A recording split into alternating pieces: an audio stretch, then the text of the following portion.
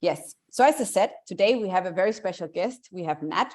She worked before as equity trader at Morgan Stanley, and I think it was quite fun because I spoke to her the other day, and she actually mentioned that back in 2018 she was a crypto skeptic professional working in finance, but skeptic. So I thought, interesting. And now she's full on working for Nexo, one of the leading blockchain native companies in Europe.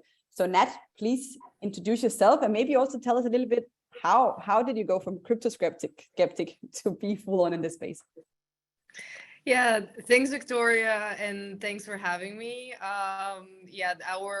Basically, I would say that their blockchain program is amazing. So yeah, give it a go, guys, if you're considering it. So my name is Nadejda. I spearhead Nexo's institutional sales team. So I look after our trading platform and lending efforts.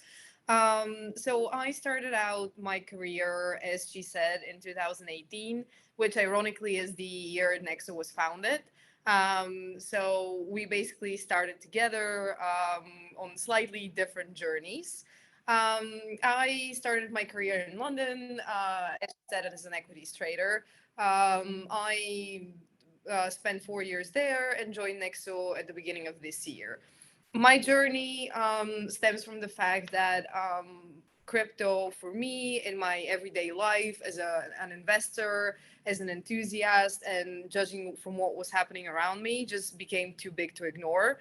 A lot of my colleagues left for crypto, and I kind of afterwards started looking into it.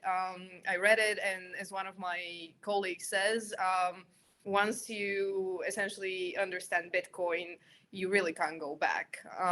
So I just realized that this was going to be the next .com era, and I decided to get in on it as fast as possible, simply because I think there is a lot I love about finance, and I still get to apply a lot of the concepts I learned. But at the same time, there is so much there is to improve within finance, and there is a lot that blockchain will solve in that regard. Very interesting. And what did Morgan Stanley say when you were like, okay, guys, I'm leaving? So I think, I think for me it was kind of time to go, because as a trader, you focus on a very granular product. So essentially, if you look at traders nowadays in banks, it's not like the Wolf of Wall Street. So it's very numbers oriented, and you tend to look at only one product. So essentially, I had to make the decision of whether I wanted to continue that level of granularity or whether I wanted to branch out. And for me, changing the industry for digital assets was the right way to go, because I think there's a lot more to be invented and a bigger contribution to have. And therefore, of course, I mean, I spent 4 years of my life at the bank, and I have nothing but positive things to say. I still keep in touch with my colleagues. So I think the attitude for crypto has definitely shifted as well, because, in 2018, if someone had left, they would have been very skeptical, but it's kind of where the trend is going. So given that Morgan Stanley as well launched its research into digital assets the same year I left, I think they were quite understanding of the move and kind of supported it even. Interesting. Actually, the other day, I spoke to Sebastian, one of our past students. He's there. He calls himself Seba. And we were talking about this concept of like, what was it? Crypto companies are becoming banks. Yeah, and banks are becoming crypto companies. Yeah. So Sebastian was a little bit worried about that, because he was like, he would like to kind of like separate the traditional financial world and the new crypto space. So he was a bit worried. Maybe, say a few words. What do you think about that? Also, Sebastian, maybe you can say why you were a bit worried about that. What do you think about this? Nat, yeah. Oh, so yeah, so I think you know my line manager within Nexo, the one of the founding partners, Glenn, actually gave a really great talk at Token 2049, which we were at in Singapore last week, and he basically spoke about the way the industry is evolving, and one of the big concepts of this is a hybrid model. So there's a lot of people within crypto and within finance still who envision a world that the two exist completely different. I think this, for different reasons on both sides, is an unattainable model. I think crypto has become too big to ignore, not to enter finance, because as I said, it does solve problems that finance has. And then on its turn, I think financial concepts within crypto would help the industry and would help digital assets get adopted on an institutional level. Because a world where we are reinventing risk management is kind of, he likened it to kind of unicorns. I mean, it doesn't exist. Numbers are numbers, risk management is risk management. And for us, the most sustainable model forward would be to adopt concepts that we know work in finance when it comes to sound regulatory requirements, risk management, and protecting consumers, whilst adopting the solutions that crypto gives us.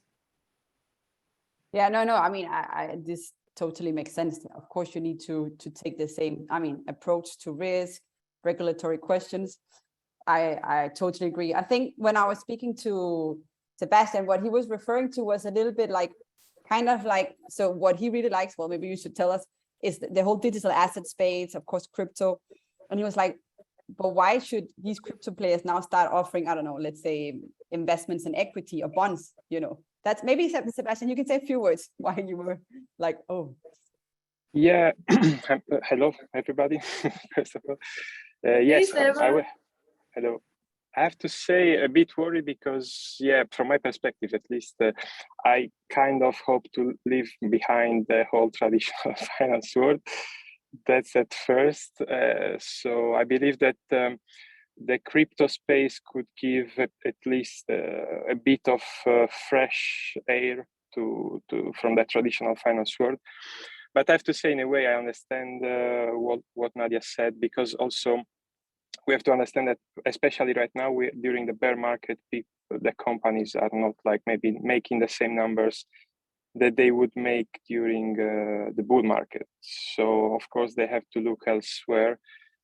But I still hope that this is gonna be not like merged too much and not like just one hybrid model, at least not just one, but there is gonna be space for both, because I have to say that even the working environment is different. I guess Nadia, I don't know if you perceive the same, but right now I moved from BIS to Signum.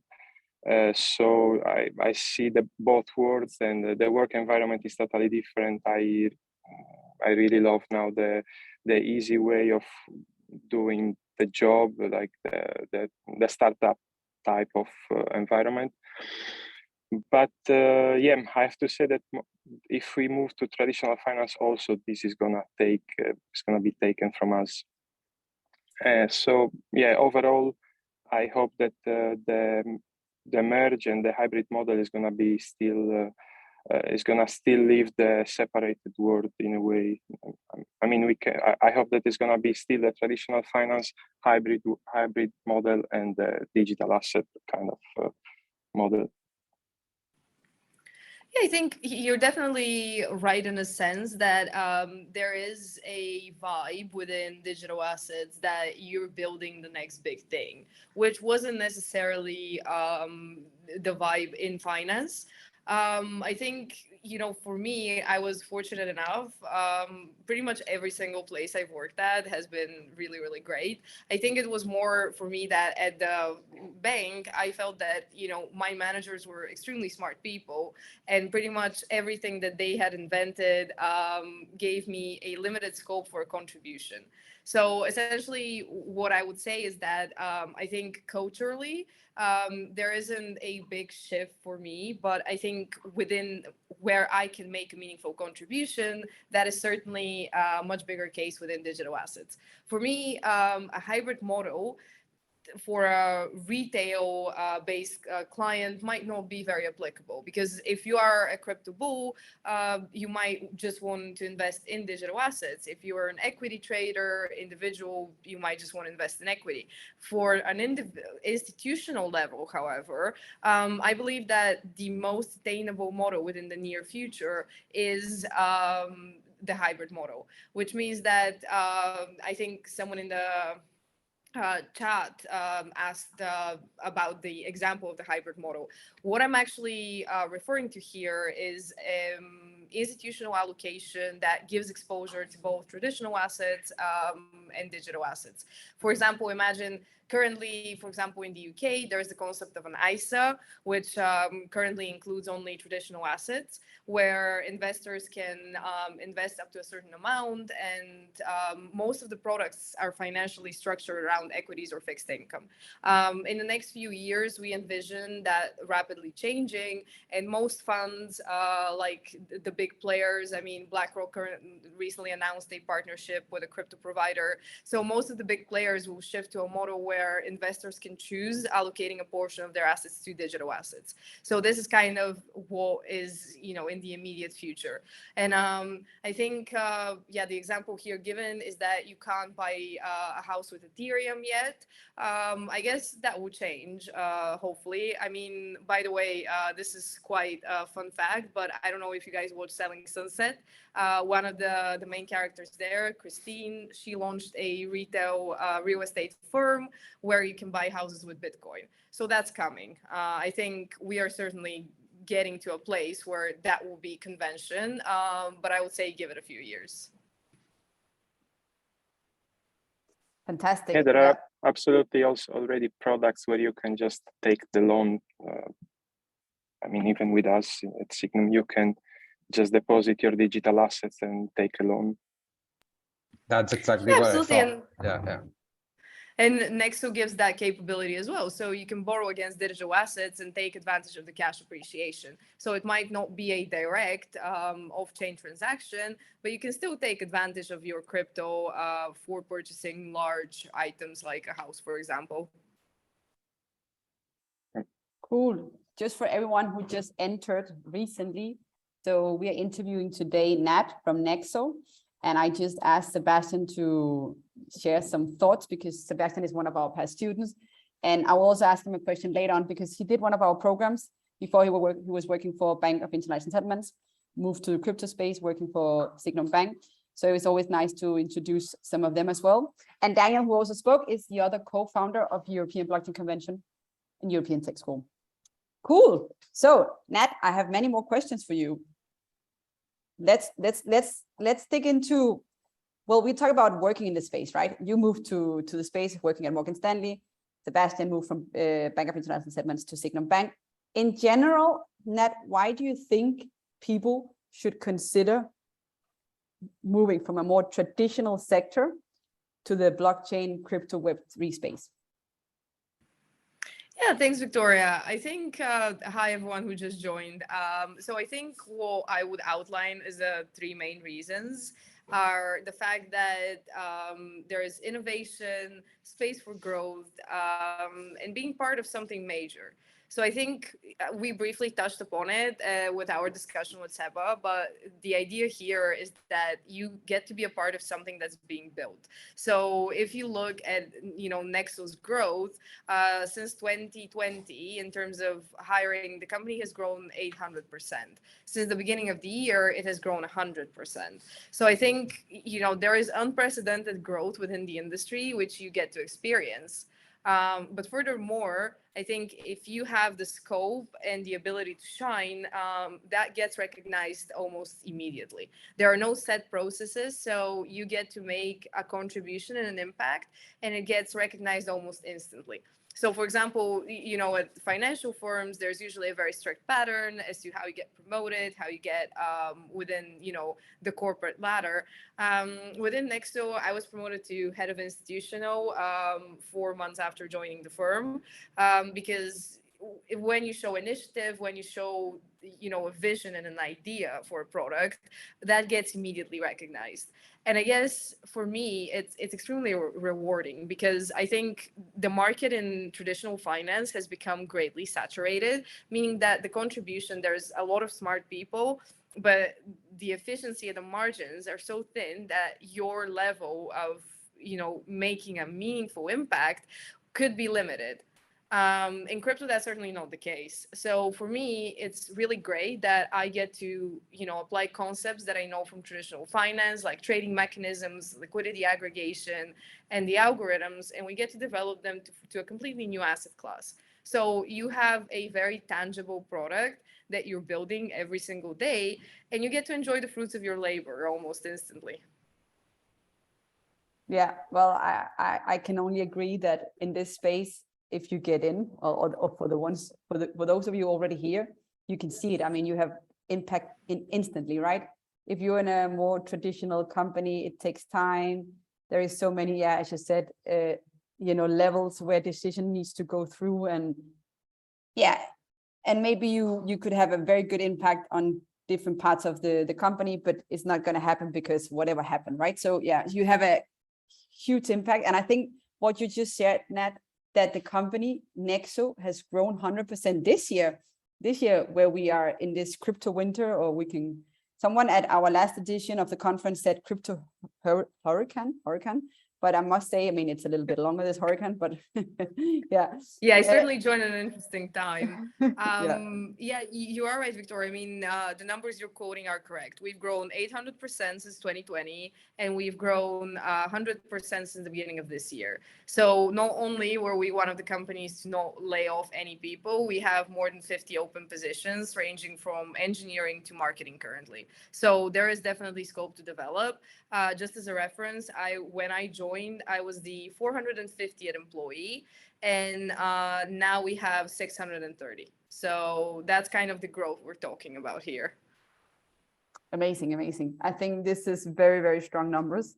And even the other day, I spoke to some of the big blockchain crypto companies, and also they actually also grew. I mean, not 100% as you did, but actually also grew like step by step. But I think it's nice to see. Of course, the solid companies, you have plenty of things to build, so you will continue growing. Of course, maybe you could have grown, I don't know, Nat, maybe you could have grown 200% this year, but of course, instead of growing 200, you grow 100%. But I mean, it's crazy. I mean, 200 more employees.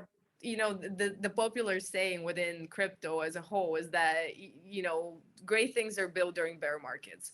Nexo actually originated during a bear market in 2018, and we are pretty much the only big company left standing from that time. So I guess, it really matters within crypto. That's one of the biggest, do your own research within digital assets, and the Web3 space as a whole is extremely important, more so than in any other industry, I would say, because if you don't do it, you might end up somewhere that, you might have to make your own decisions as to who to trust, who is going to grow, who is going to be at the front of the industry. And that's really important. And if you choose correctly, the potential is huge and unlimited almost. It's been a great journey, I do have to say.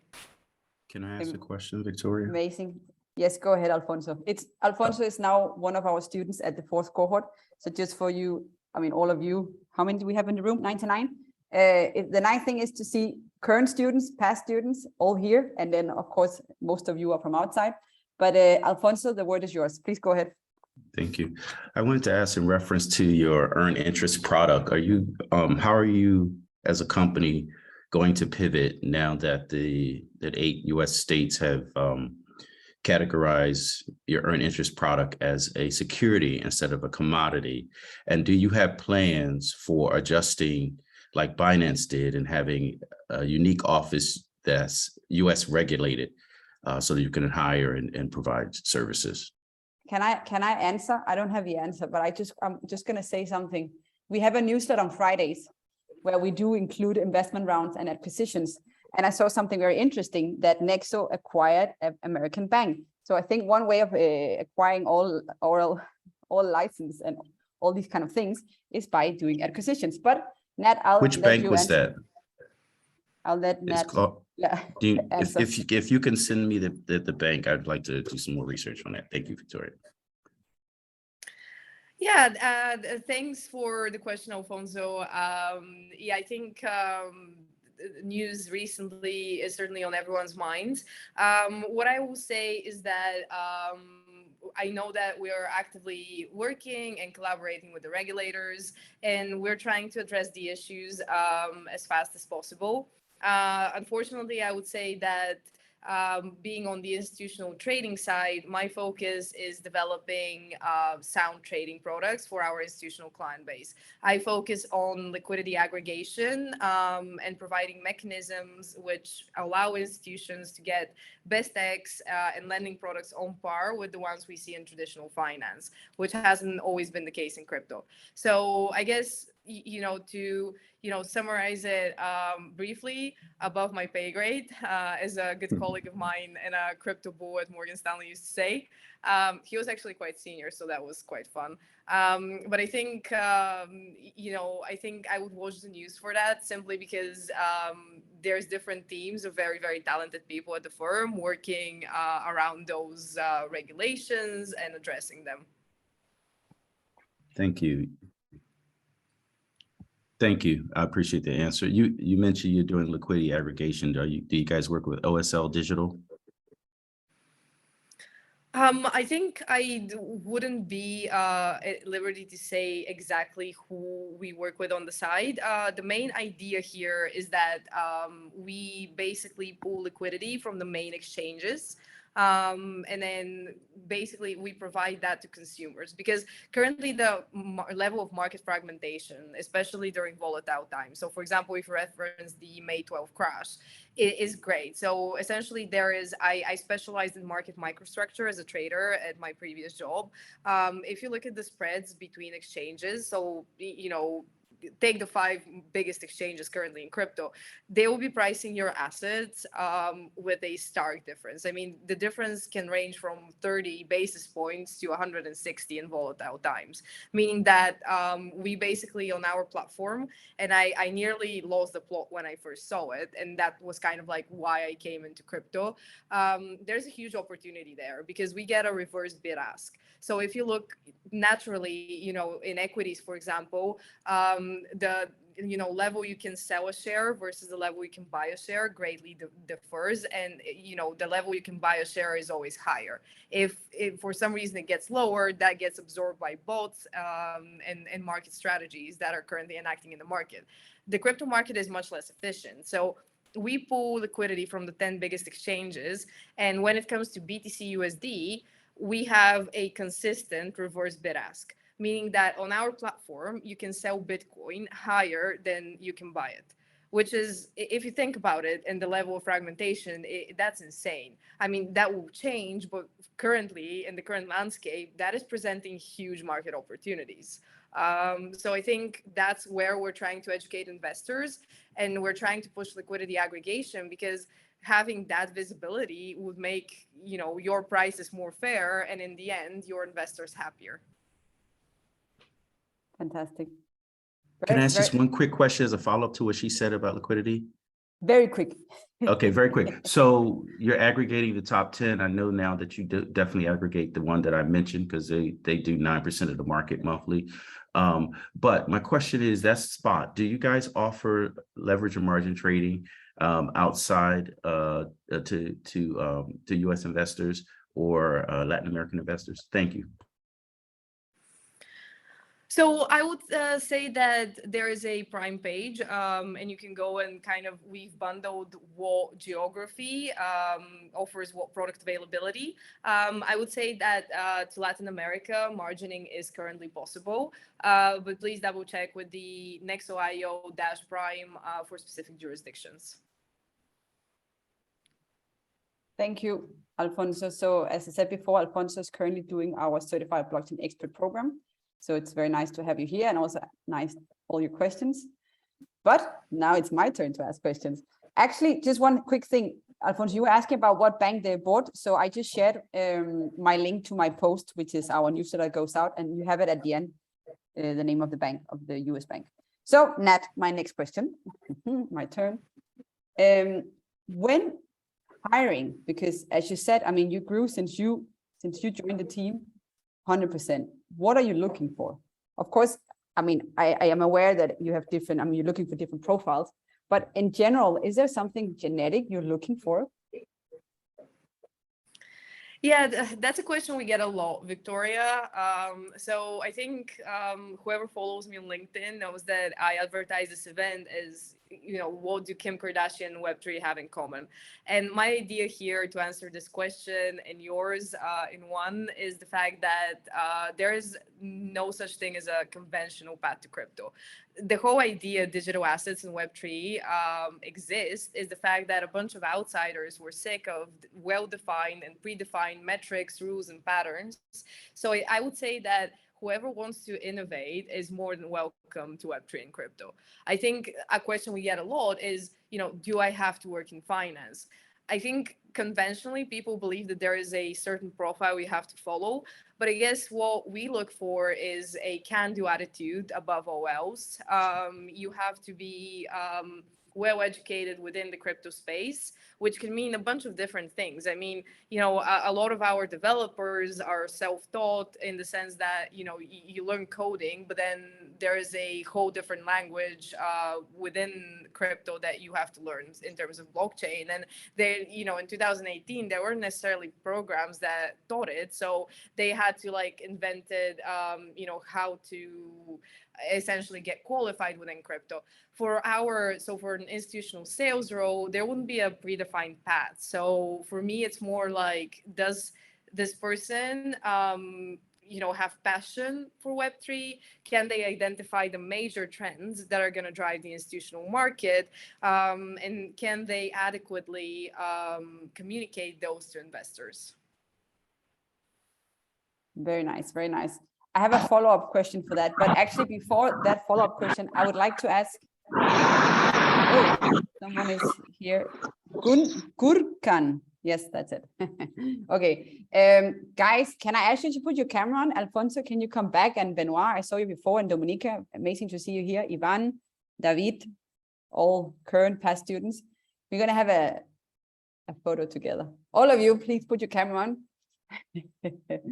Because we want to share this photo afterwards. So guys, smile. And who's taking the photo? Are you Daniel? Okay, so smile. Okay, wait. We need more people. Oh, I don't know. I don't see all the cameras now. Okay, guys. Yeah, I see more people here. Gabriela. Yeah, David. Come join us. Ivan, Cedric, India. Is it okay, Daniel, or do you want more faces? 5 more. Guys, okay, iPhone, put your camera on. I don't know who you are. Hashing DNA, Sanket, Francisco, Christian, Ilian, Yves-Michel, one of our professors. Put your camera on. Put your camera on. Okay, Daniel, is it better or we still need more faces? Is it good to go? Okay, now? Smile, guys, or yeah, I used to do this a lot. I still do it.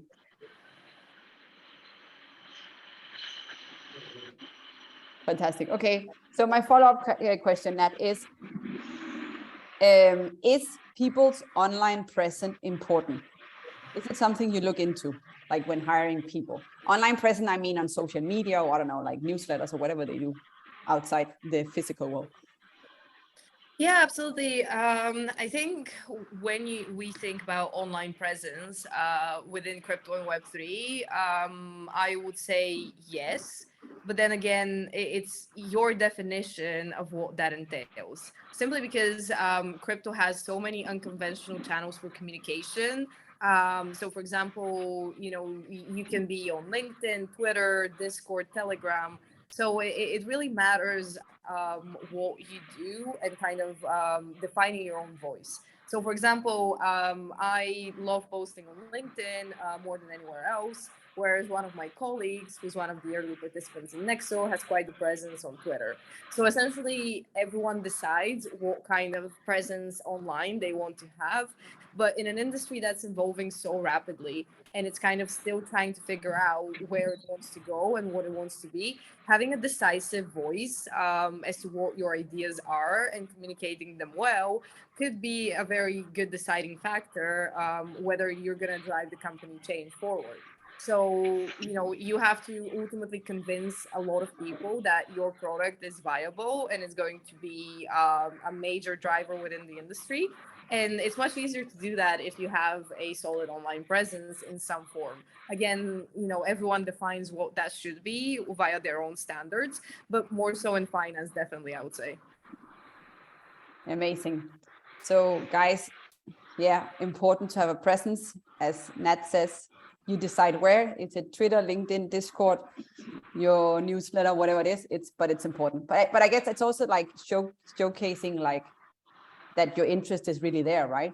Because if you're tweeting about it, or if you're doing posts on LinkedIn, or if you're active in different Discords, right? It's, oh, Gurkan, I think again, you're, oh yeah, that's it. Fantastic, cool. Okay, very nice. Actually, maybe now since I saw Yves-Michel, one of our absolutely first professors, I think it would be nice you said hi, Yves-Michel. So Yves-Michel, he was working at the blockchain team at Renault, Group Renault. No, I don't say, that's not the French accent, sorry. But now he joined Outer Blockchain. So Outer Blockchain is the blockchain, well, you have behind Louis Vuitton, Cartier, all these luxury brands, and they created this this blockchain consortium. So their focus is, of course, on luxury goods. And now Yves-Michel, as I said, moved from Renault to Outer Blockchain. Yves-Michel, do you want to say hi? Hello. Oh, hello. But we cannot see you. Yeah, the wonders of internet. Please give me a second. I'm trying my best. Okay. So Yves-Michel is he's amazing. He has a good French accent, but normal if you're from Paris. But what's really cool about him is that he, I think, has a very interesting background, both as software developer, a background in also in finance. Did the FRA or whatever it is, financial risk management, something, not the CFA, but the other one. Sorry? I have Kaya, CFA, FRM, QCF, quantitative finance, computation, whatever. Yeah, but then you also have the interesting background from the corporate world, well, because you work for Renault. I think it's a nice mix, and also for the students to have access to a profile like you. Maybe you can just say a few words, I mean, and then I'll continue with Nat. Okay, let's make it French then. Konnichiwa. No, that said, Yves-Michel, I've been working for quite some time. I created my own protocol with a bunch of crazy people, pure geeks. We have written books, we have written white papers, research documents. We have worked also for large companies such as Renault on a consortium called Exceed. And I've been also working with Aura consortiums. The first one is for logistics. The second one, they are trying to, well, plenty of things, confidential as of date, so don't hide. And the point of importance is that each time it's very different. You can see the streamline of technology. I've seen quite a few questions saying, okay, I'm not a geek. How am I supposed to get into touch? I mean, how do I make money? How do I find a job? Well, it's possible. Actually, according to my research, about 45% of the job you could find right now have zero capabilities regarding geeks. What you would do definitely is, okay, I know marketing. I know to make like MailChimp, so make what they call growth marketing strategies. I know how to hire people. I know how to market a project. In this case, my friend, welcome. Because it takes me like forever to train a guy amazing in marketing, crazy lad in finance, trying to explain him a consensus. Why would I do that? Because it works like that. Yes, but why? Okay, it will take me like forever. So if you're already being trained, for instance, at your Tech school, you have one lot of time. So in these cases, you have several jobs that you can actually get. The first one, as weird as it might appear, is analysis of white papers. So you call that blockchain consultant, saying, is it possible that this blockchain works or not? That's your job. The second job is, as weird as it might appear, they still call that blockchain consultant, is product owner. Do you understand technology basics, things that it will never work? You know, just like pitfalls. I do never expect you to be able to develop anything, but at least to have an understanding on how it works, basically, so that the client doesn't ask impossible things. You are hired today. Believe me, IBM loves you. The second point also of importance is that several times, most of the time, I'm part of them, we love big, large companies. They don't hire. So please consider getting in touch more with mid-sized companies or startups. And personally, what I keep doing is I go on the internet and I go, let's say, blockchain companies country, and you have a full list of startups. Then you make your geek stuff. That is, you go on LinkedIn, you ask contact, you ask, okay, how do you work? What are your tasks? You know what? You're looking for a marketing boy. I'm there. By the way, I've been doing that. You know, it's kind of stuff. It's crazy. The second point, if you really, really want it, takes time, but you say, okay, you know what? In this specific technology, I have read what you've done. Practically, you have read 2 blog posts. Believe me, I did it. Number 2, say, okay, you look interesting, you know, just like being the right way the person. Number 3, I've not really understood what you've been doing on this part of technology. Could you please explain for me? Okay, the guy starts to feel you're interested. Say, okay, would you be interested to show me your CEO? Because I think I have some ideas for him. At that specific time, you have 0 ideas. Believe me, your digestive flow will immediately accelerate. So you will work a lot tonight to understand what they've been doing. And in the next week, you have a meeting with the CEO. Believe me, it works. Yeah, it's always good to kind of like, you know, create an opportunity, and then at least if you have a week or something, then solve it, right? Present it.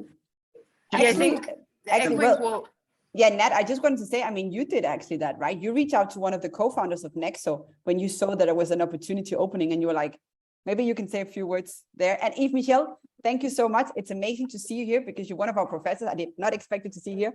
So thank you. Yeah, Nat, maybe, yeah, explain us. And yeah, let me just say, Michelle, I've been following closely what you guys are doing as a very fashion forward geek. I love what you guys are doing with Louis Vuitton, so please keep doing it. And I think to echo what he is saying, I 100% agree. There is no predefined path into making it in crypto. So for example, you know, to compare the process of applying to crypto versus traditional finance, in traditional finance, you basically go on a website, you fill out an application, you go into a bunch of assessments, and then you might get hired.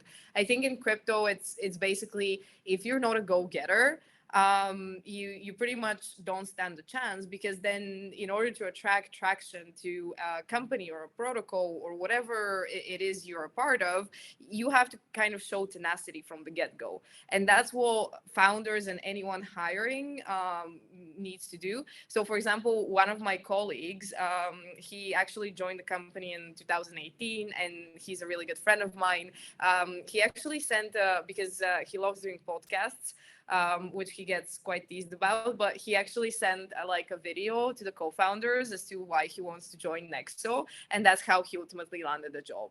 So it's more like, you know, so was it like a series from the podcast talking about why he wanted to join? No, it was more like a video of himself.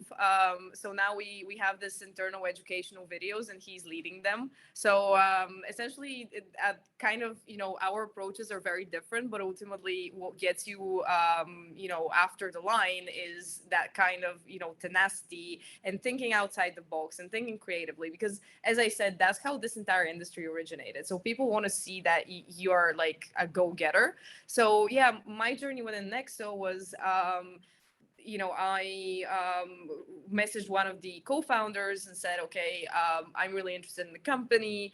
What can I contribute? Like, here are my credentials. Here's how I envision institutional sales within a digital assets company evolving. And I sort of laid out my plan, and, the rest is history. So I guess, taking the proactive approach and an unorthodox hands-on one will be the difference between you getting hired or not. Yeah, I mean, that's it. Amazing, amazing. Thank you, Nat. Okay, now, Nat, I would like to kind of like talk a little bit about how do you see the industry evolving? Maybe like the industry as a whole, but also more like, well, the whole industry, but also the institutional side, because you're focusing a lot on institutional players. So maybe you could give us a little bit like some words here so that the audience also can understand a little better what's happening. Yeah, absolutely. I think my bread and butter is institutional trading and asset management. And I think there I would have a lot more scope to kind of identify meaningful trends, because the thing within the entire industry is that it's so fragmented currently that someone like me who focuses on the institutional side wouldn't be able to identify the specific next big thing. For institutional specific though, I can say that what we're seeing is more and more digital assets getting allocated in traditional asset managers. So, for example, I gave the example of BlackRock trying to get their investors access to crypto funds. There are ETFs being developed with a Bitcoin focus. So there will definitely be demand for digital assets within traditional asset managers, pension funds, insurances. Within that, we'll naturally see concepts like liquidity aggregation come into fruition, because as investors are getting more and more involved from TradFi, they'll require the same level of TradFi transparency, transaction cost analysis, and protections being adopted into their digital asset portfolios. And the next big thing I could definitely, and it was a theme that emerged very significantly in Singapore last week, was the fact that there is a huge market for derivatives currently being developed. So all kinds of derivatives, options, structured products, exotic options that will drive the market for at least the next year, simply because there are a lot of opportunities for experienced players to take advantage of market inefficiencies. And this space kind of provides you with a lot of the opportunity that doesn't necessarily any longer exist in traditional finance. Interesting. Very cool. So I think now we've had a few questions from the audience, but I would like to have a few more questions. So, but before that, actually, I would like to ask Sebastian, who also spoke before.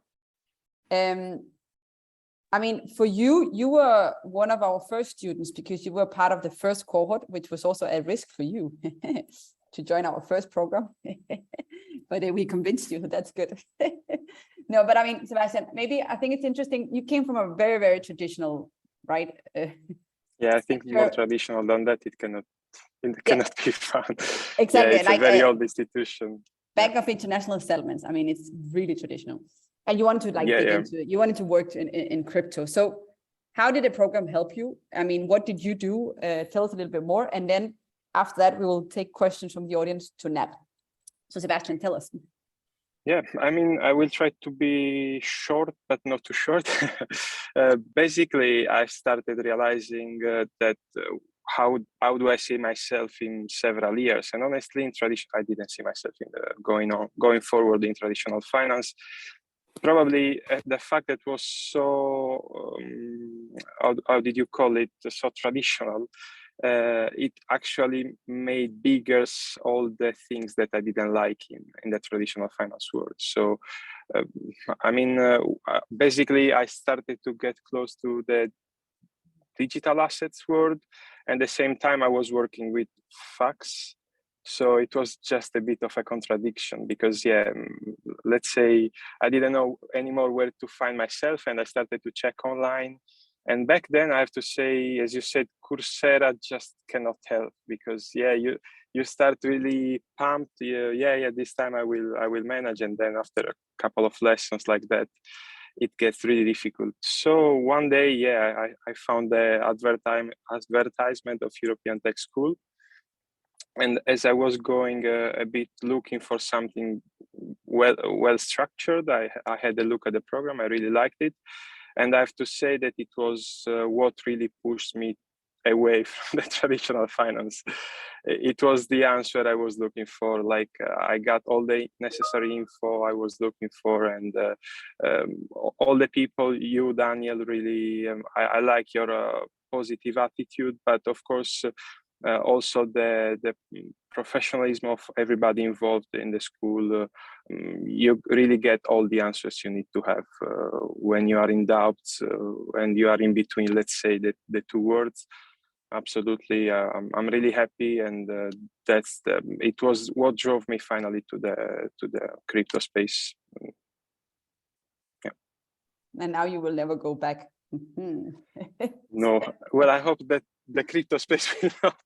Yeah, you hope back. that there is not too much a merge between the traditional financial industry. Indeed. Yeah. But, Amazing, Sebastian. Well, actually, maybe you can share also your link if you want in the chat, if someone wants to reach out to you on LinkedIn. Absolutely. That's always nice. So, Sebastian, thank you so much. Now, if anyone would like to ask, thanks. Nat, a question, maybe we can, start with 1 or 2 questions now and then see how it goes. The idea, of course, is to finish around 6. So any questions? You're welcome to put your how do I say, your mic on so we can hear you. Yeah, we actually just received a great question, Victoria, about a book about institutional trading. So I don't know if I can opine on particularly institutional trading within crypto, but a few books I would suggest are The Bitcoin Standard, which basically is what got me into crypto. I guess if you guys haven't really, understood that affirmatively, I'm a Bitcoin maxi. So I think this is a really good one. And then there is the Fiat Standard, which basically the series kind of analyzes how these evolve within crypto and how we can apply money standards within digital assets. And this is kind of one of the meaningful themes within crypto. So I would definitely recommend both of them. Yeah, well, I can only agree. I read the Bitcoin Standard years back, and it's absolutely amazing. It can be a bit difficult, especially if you are new to the space, but then you just read the same page a few times, and then at some point you get it. But it's an amazing book. I was very excited, and I was even very excited because before even going into finance or anything, because I also worked in finance in the past, I studied European studies, and I felt like that in the Bitcoin Standard, like everything was connected, right? Because it is connected with history. It's just like, it's just next step, right? It's next step. So it's like, it makes all sense. It's like amazing.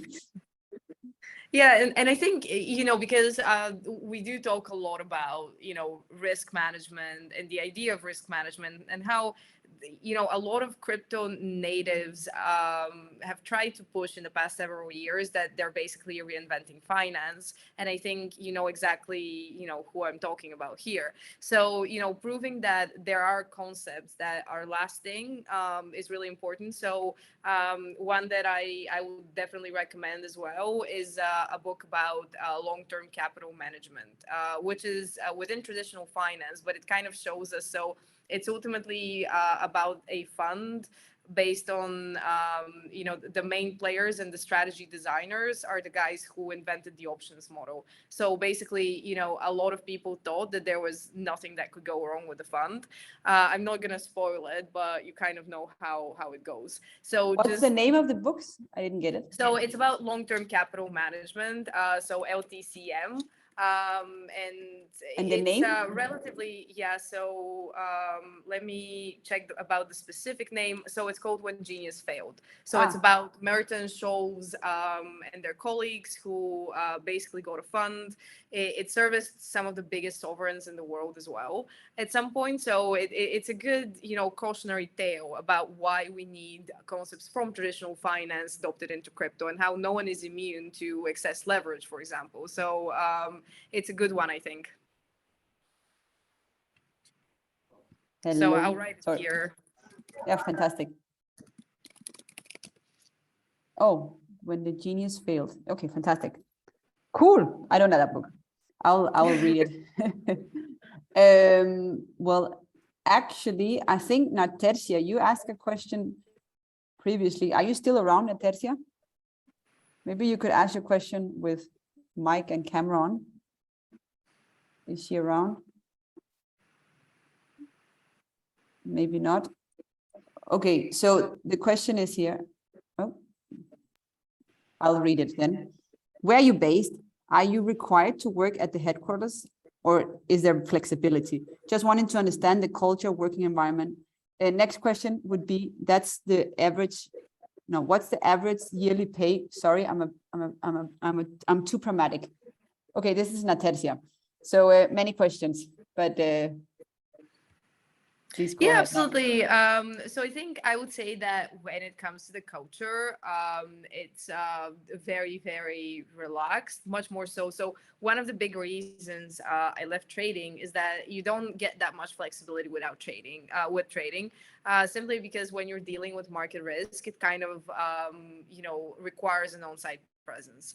Whereas currently my job is really, really flexible. So I'm currently working from my home today, and it's a hybrid environment. Personally, I love being in the office because it gives me that kind of like people's presence, but we have fully remote roles available, and we're always able to discussing this. So I would say, my answer to this would be, crypto jobs are what you make of them. People are they're way less defined. There's no one that I've heard of who works in digital assets, either at our firm or a different one, who is required to be on site all the time, the same way, you would be in finance, for example.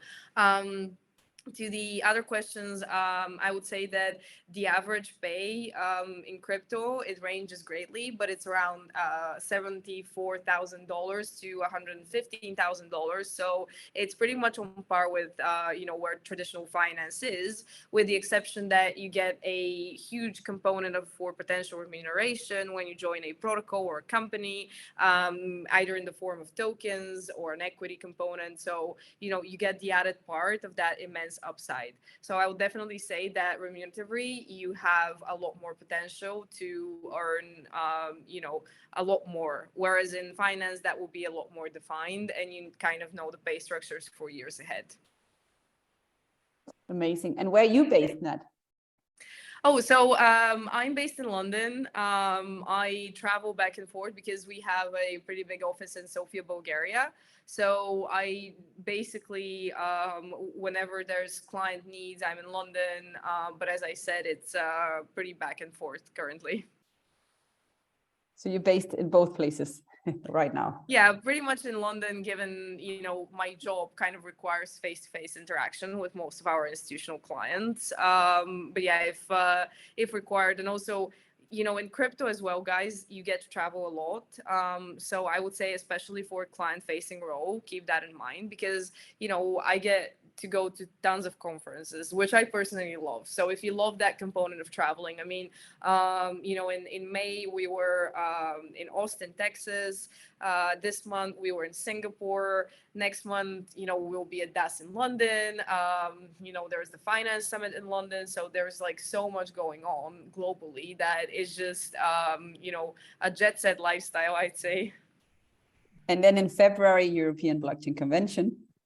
Absolutely. So, it's that one is another big one. So, the more attendance you can get into conferences, the better. I would definitely say visit the blockchain convention, because it's just, you get to meet so many people, and it's much easier to find a job face-to-face as well. So if you're like job hunting, etc., there's so many companies that you might have not stumbled upon. So it's a good place to start.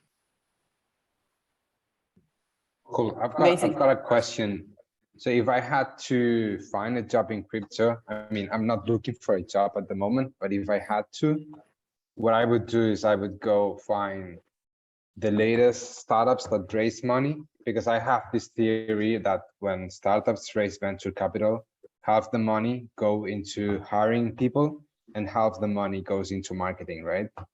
So I would, what do you think? I would go to startups that raise money and reach out to the team, because I guess they would need people, right? Is it a good strategy? Well, I would say it's definitely a potential strategy. What I found personally from communication is that it's kind of like trading, right? So if you read the news that Apple is launching a new product, the news might already be priced in. So it's a great strategy. The problem is that the most upside you can get from a Series A startup or a seed one, and I think necessarily the bulk of applications, because a lot of people would think like you, and they would go into a firm that recently has news out, so it might be a lot more competitive than something else. So I know that there's a lot of websites which advertise early startups positions, and then there's the established companies like Nexo, where you can go on the actual website and search for a good fit for a role. So there's several avenues you can take. I would say that if you want to get into something very early on, reaching out to the founders, and it might not necessarily even be very well compensated in the beginning, but the upside here is that you would get a huge potential allocation. So there's a trade-off, and you kind of need to decide for yourself what's important for you, because if it's salary, that's definitely by all means a great strategy. If it's the potential upside for the project making it big, it might be going even to the smaller players who haven't raised money yet, because once you raise money, the value of your tokens, for example, increases exponentially too. So this is something to consider. Amazing. Yeah, I have a question. Can you hear me? Yes. Who is it? Where? Yeah. Okay. Yeah. My name is Emmanuel. Emmanuel. Fantastic. Okay, Go ahead. I'm from Nigeria, Africa, and personally as a person, I think, can you hear me well? Yes. Yep. Okay. So yeah, I think I reached out to Victoria one time like that, and one of the problems in this part of the world here is that trainings, we don't have access to training, and sometimes when we get access to training, because of the currency, whatever, is kind of high.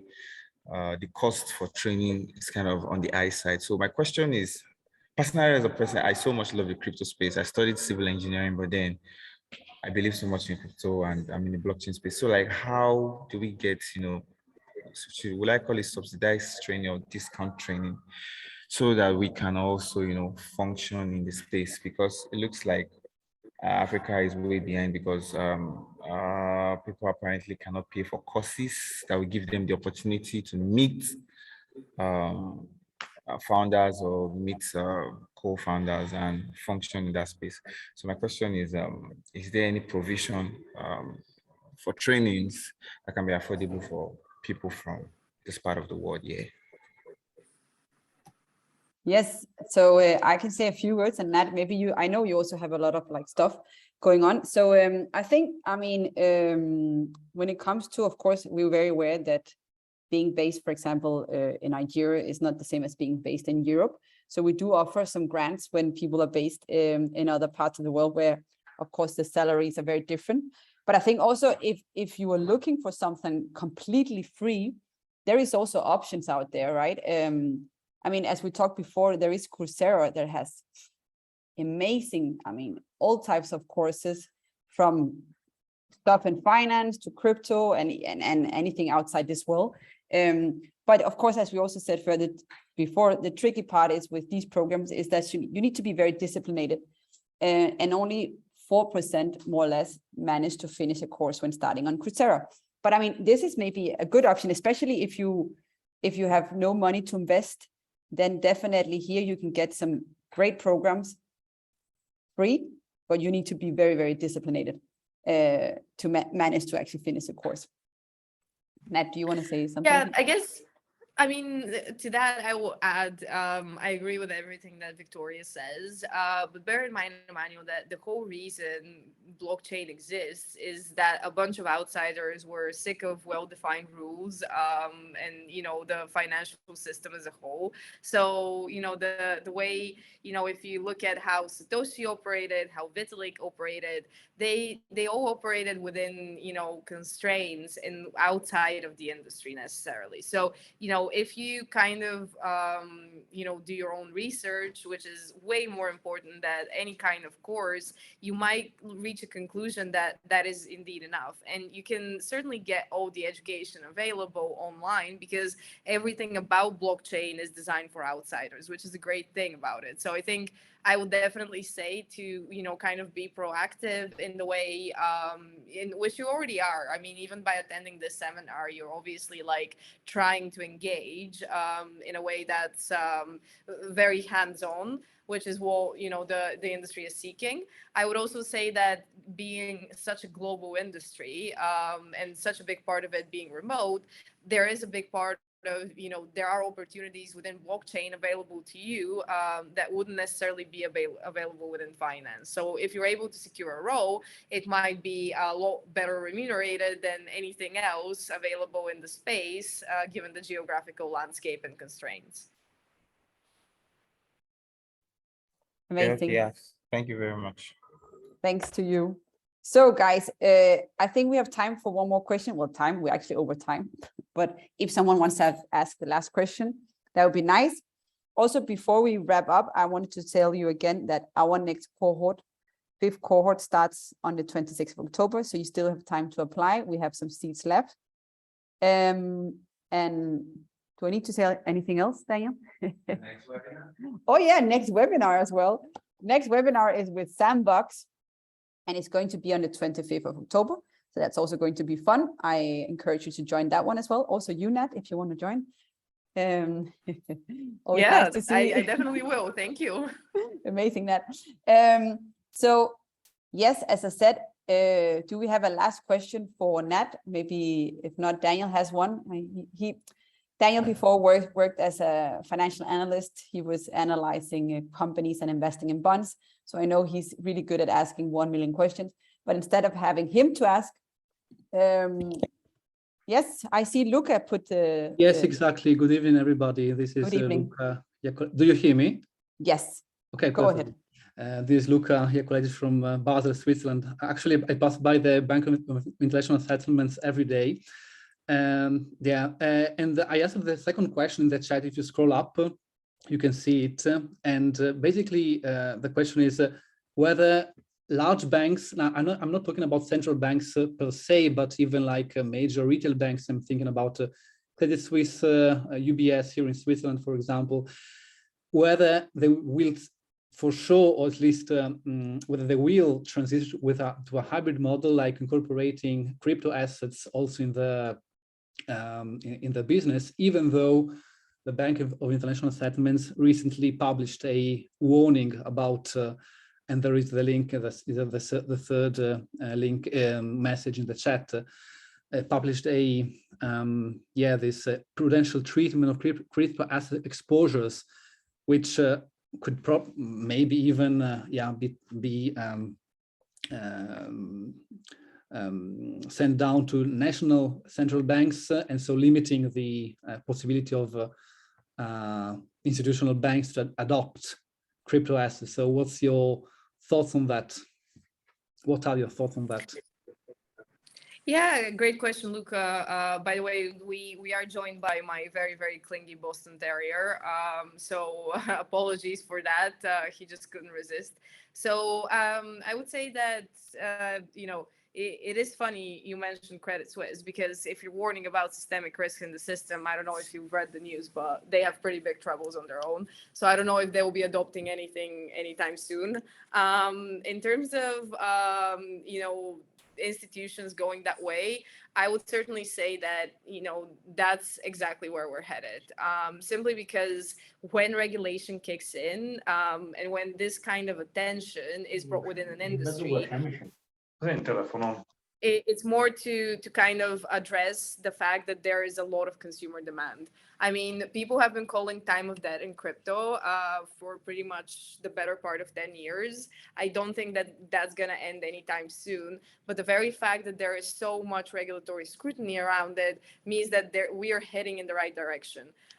There was also a great article by Blockworks analyzing which companies were adopting some form of crypto, and if everyone from Apple to MasterCard, Visa, all of these mega caps are getting involved in digital assets, we'll certainly migrate within a reality where they're part of our everyday life.